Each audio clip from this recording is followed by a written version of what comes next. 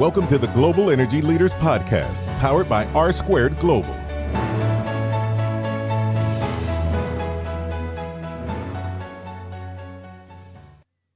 Welcome to another edition of the Global Energy Leaders Podcast. As always, I'm your host, Ryan Ray, and today on episode 44, we kind of get outside of our norm a little bit, and we talk about water conservation. And the reason we do this is because, well, Forbes determined that these gentlemen deserve to be under the Forbes 30 Under 30 Energy List. And as you know, we have brought on a lot of folks from that list. And so we reached out to these guys, and they said, hey, we want to come on, and we talked about it. And they said, well, we're under that spectrum of the Forbes 30 Under 30 for energy, but we're not exactly related to energy. And as we talked, it became apparent to me that, as energy professionals, the cost of water actually affects the cost of energy. And so being concerned or thinking about water conservation is one of the ways that energy professionals can bring down the cost of energy. And so I wanted to bring them on, and they work at Flow Labs. It's Jimit Shah and Nishant Garg. And we talk about water conservation and look at it from a lot of different perspectives. Check them out at flowlabs.com. We'll link to all the stuff in the show notes. So here's my conversation with the fellows from Flow Labs. Well, we continue our list of 30 under 30 members, and so we have on two today. Gentlemen, how is it going? Going well, Ryan. Thanks for having us. So kind of give me a background on, how you got on the energy list and what came about that. What was the process like? We've asked this several times, and I always enjoy hearing the answers. Yeah, sure. So Nishant and I, a little background on us. We started the company about 2 years ago, just over 2 years ago now. And our goal is to really help homeowners and commercial building managers, in general, any property that uses water, that's almost every property, to optimize their water usage and reduce wastage. And that's kind of the goal that we're driving toward. We started working on this water monitoring space specifically with this current device that we've been working on over the past year or so. And during our work, while we encountered meeting with a bunch of different folks in the water space, bouncing ideas, bouncing different ways of solving these problems. And that's when one of our buddies who's solving another problem within the water space mentioned to us about Forbes 30 Under 30 and how he's connected with the folks over at Forbes. And that's how we got an interview. At the same time, Nishant and I were sort of pursuing getting on the list by just getting in front of the right folks. So that was kind of the beginning of how we got involved with the Forbes 30 Under 30. Nishant might have a deeper perspective on this. No, that was the intro, and then the process from there on was, answering questions about what's driving us and why are we in this space and what's the company all about. From there, we, actually just kind of woke up one day to a text that said, "Hey, congrats," from one of our friends that saw us in the article before we even knew about it. So, yeah, it was great news to wake up to in the morning. I bet that sounds exciting, and congratulations again. So, the obvious question for the listener right now is okay, hey, this is an energy show, and we're talking about water conservation. That doesn't seem to be a direct correlation, but I would actually argue that, obviously you guys aren't into, hydropower, but water conservation as it pertains to energy is actually connected because water is such a part of the energy process. And sometimes, just as energy professionals, we kind of get isolated in our bubble, and we don't really realize that energy touches everything that we do, just about, okay? Everything that we do. So water prices, and if water is being wasted and water becomes in higher demand, that will actually affect energy prices. And so for me, it kind of makes a natural connection if you think kind of outside the box. Is that kind of how you guys see it? Yeah, no, absolutely. There's this whole science behind the water energy nexus, right? That is kind of in its infancy, if you may. At the end of the day, there's a lot of data that needs to be looked at and evaluated to understand how closely water and energy are tied. But just to kind of give you an idea, when everyone uses water, we all use a certain amount of energy indirectly by using the water that we do. There's a term called the embedded energy of water, energy intensity of water, that's used to recognize how much energy is used to transport water from source to consumption. So there's research going on in bunch of different places, primarily out of UC Davis. There's a water energy nexus center that does a lot of research on this space. And one of the research I thought was very intriguing was that Professor Dr. Frank Loge, he talks about how water conservation over, let's say, a period of 10 to 12 years can actually bring more energy conservation in general compared to energy saving rebates or energy saving programs that a lot of the energy utilities will put out. I thought that was a fascinating observation because when we look at water conservation, we don't really think of the snowball effect that it has on other parts of the economy in general. And I feel like these researches is what is going to get us to getting a much clearer idea. So yeah, to your point, absolutely, there's a lot of synergy between water and energy. Yeah, just to add a couple items, as we use more water, that puts more onus on utility companies.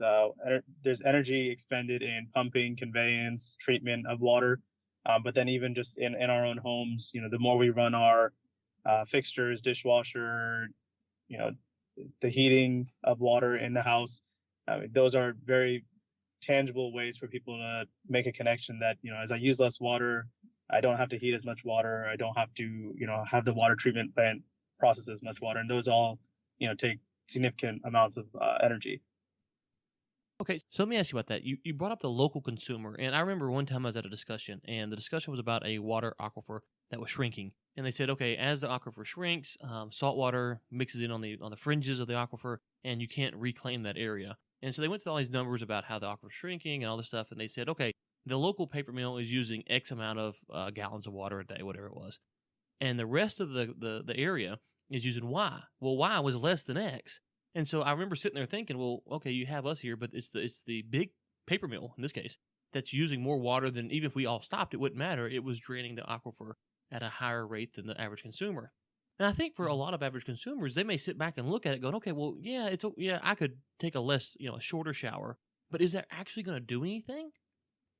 That's a fair question. I think the equivalent of that question, I kind of think of when we go and during election time, right? When someone says, hey, is my one vote actually going to matter? I kind of equate that similarly. One shower, there's math, we can do here, but don't do the math for us. Just give us the. You'll lose me pretty quick, okay? Yeah, exactly. Yeah, that's why I don't want to do the math, but it's more about the idea that at the end of the day, every home consumes X amount of water, and just reducing it by 10-20%, multiply that by over 300 million homes in this country. Now you've got billions and billions of gallons of water that is conserved, and hence that amount of energy that's also conserved at the end of the day.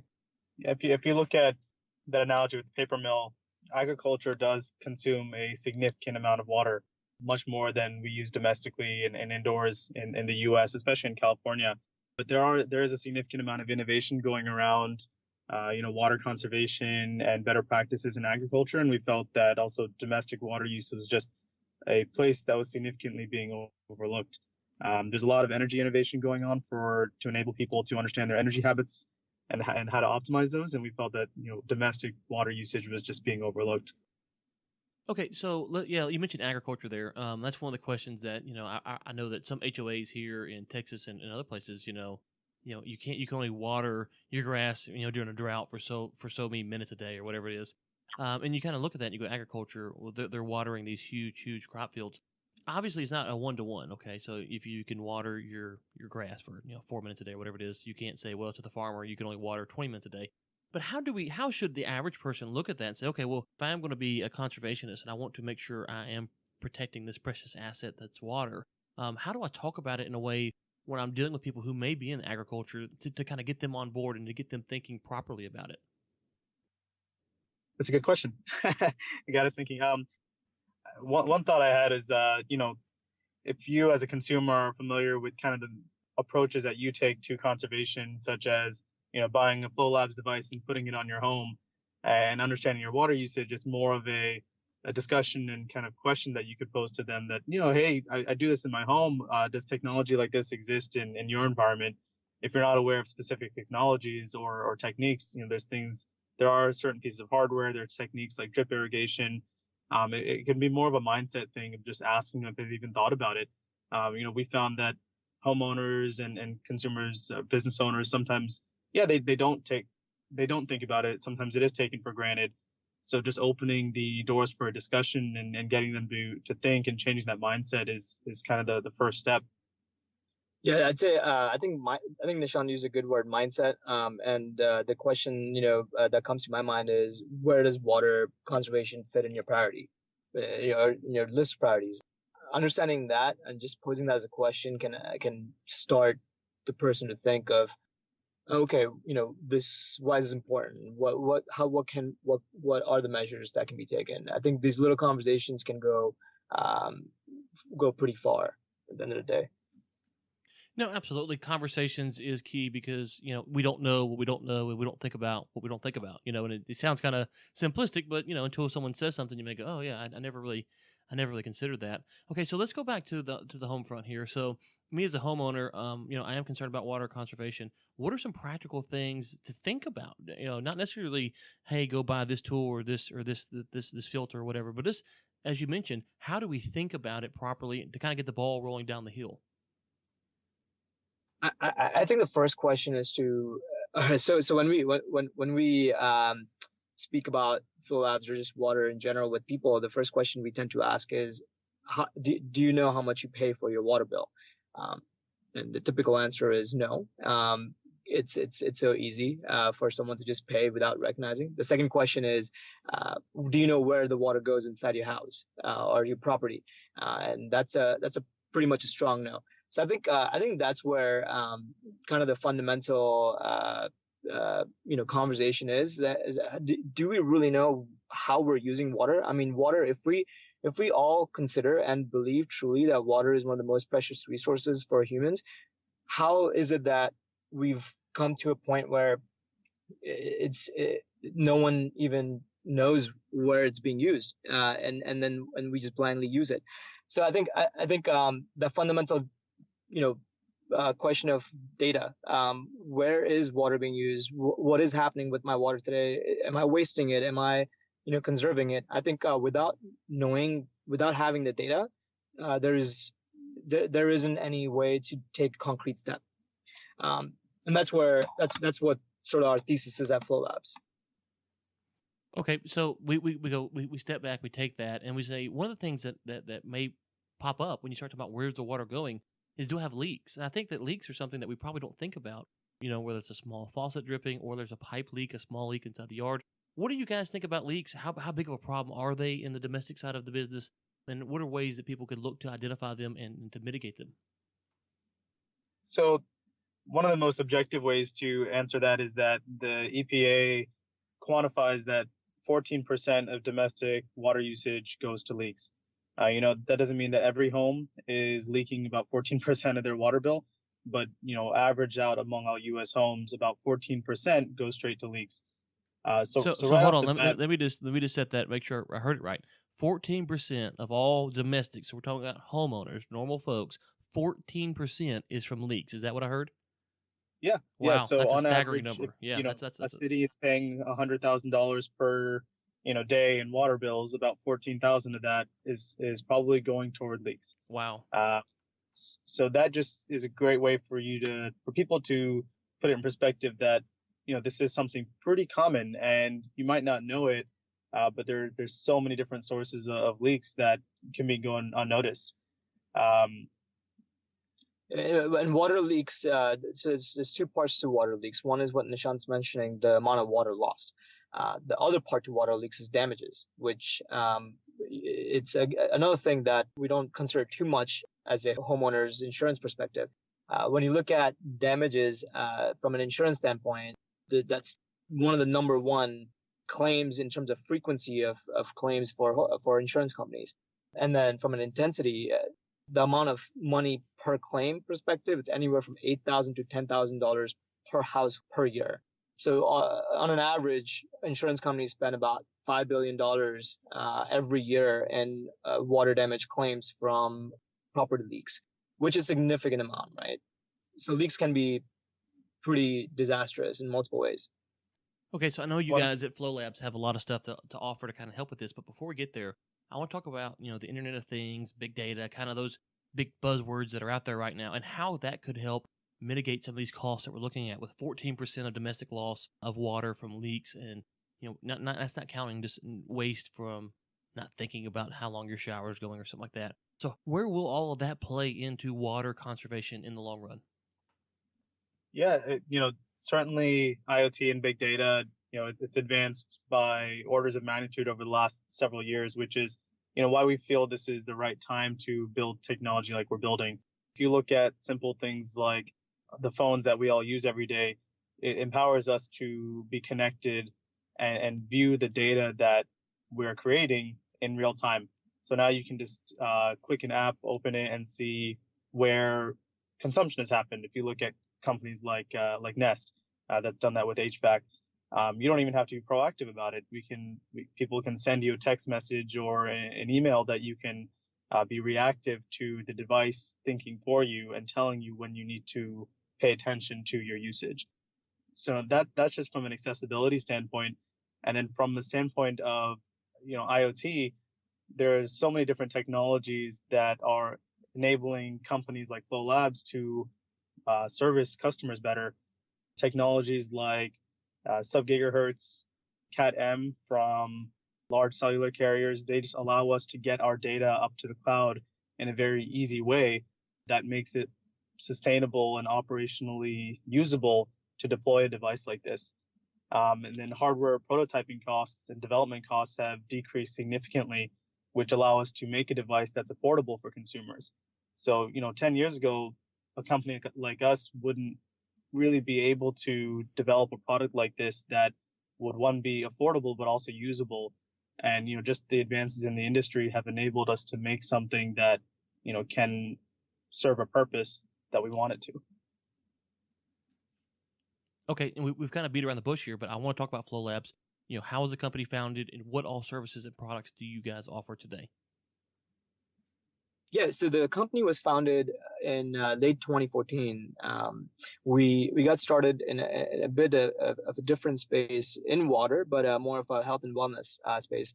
During that time, we were in California in drought, and we saw a pretty big need for technologies to, like I mentioned earlier, to generate data to start understanding where and how water was being used. Because when you look at the buildings today and homes today, there's only one water meter that sits outside the building, and it does not give you any significant data than just enough to make you pay for the water usage. So we set out to build a product that can help change the way water metering happens, make it easy to install, affordable, and a way to extract data wirelessly and send it to the cloud and give you insights. So that all has been in evolution over the past 2 years. Yeah, we want people to look at us as the water people, the water company. Of course, we've got our first device, Flow Ultra, quick plug, that's out in production now. So it helps you monitor your water usage in real time. But we're building an ecosystem of sensors that can not just monitor flow rates of your pipes, of water going through your pipes, but also just help you at a high level understand the health of your water usage within a building, whether it's going through a pipe or other places in the building. So that's really what we're set out to do. And we're working with not just homeowners, but also small business owners looking to long-term work with utility companies. So yeah, we're the water guys, not just the, cool product flow meter guys. I've heard of a lot of people call themselves a lot of things, but the water guys, I think, is a new one for me. So hey, a good branding strategy though. I like it. So where can people find you, and anything else that you'd like to plug or promote that we didn't get to today? Yeah, we are online at flowlabs.com. We're based here out of California in a town called Sunnyvale. If someone's around, we'd love to show them our office, our products. And you can also reach us via email at sales, SALES, at flowlabs, FLOWLABS.com. Or you can call us at 321-460-2128. Yeah, if you're interested in the product or just want to learn about, how we're looking at the space or just have questions, feel free to contact us. Well, thank you so much for coming on. We will link to that all of that in the show notes, where the listeners can go to find all your information at globalenergymedia.com, and you can find the show notes there. And we will put everything for Flow Labs and you guys in your Forbes 30 Under 30 article there as well. Congratulations on that and continued success at Flow Labs. Thank you so much for coming on today. Awesome. Thanks, Ryan. Thanks, Ryan. Really enjoyed that discussion there. A lot of information. If you're more interested in water conservation and we need to think more about, water conservation as energy professionals and figure out, okay, how can we use water? How can we reduce water's waste? Obviously, if we're wasting as much as they talk about, well, we want to reduce that, and that's just being good stewards with what we have. So, hope you enjoyed the show. Would love to hear your feedback at globalenergymedia.com/contact, and I will read your email if you send one. I read them all. The Global Energy Leaders Podcast is produced by Michael Sims and Chris Prine. Chris Prine also serves as editor for the Global Energy Leaders Podcast. Until next time, keep climbing. Thanks for listening to the Global Energy Leaders Podcast, powered by R Squared Global.